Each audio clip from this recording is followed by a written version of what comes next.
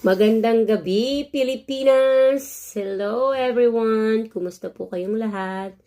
Ito po ang aking babasahin ngayon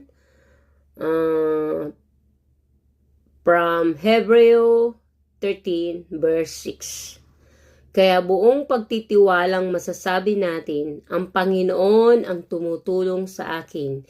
Kaya hindi ako matatakot ano ang magagawa ng tao laban sa akin. So, ito pong Bible verse na to ay applicable lang to sa mga Kristiyano, sa mga totoong Kristiyano. So, awag dito, as a new creation, as a new believer,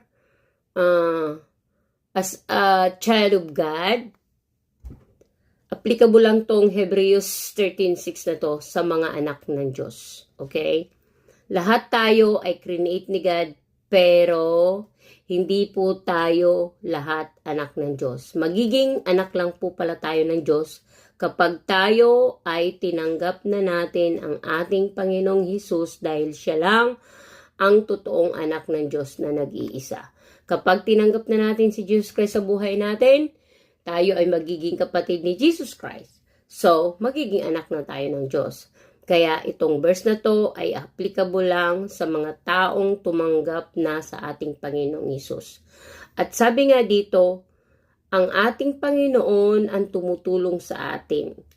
Hindi tayo dapat matakot sa mga taong umuusig sa atin. Hindi dapat tayo matakot sa kung ano man ang pagsubok na dumating sa atin. Kasi ang ating Panginoon ang ating ang ating tanggulan, ang ating kakampi sa lahat, ang helper natin, ang ating Panginoon.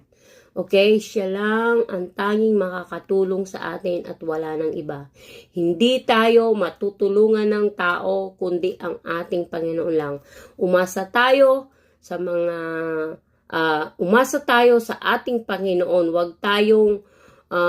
Huwag nating ilagay yung security natin sa money, huwag nating ilagay yung security natin sa mga mahal natin sa buhay, huwag nating ilagay yung security natin sa trabaho, sa kung ano man career, sa kung ano man posisyon meron ka, kundi umasa tayo, ibigay natin ang ating pag-asa sa ating Panginoon. Lagi tayong sumandal sa ating Panginoon na siya lang po ang tanging makakatulong po sa lahat ng problema nating pinagdadaanan.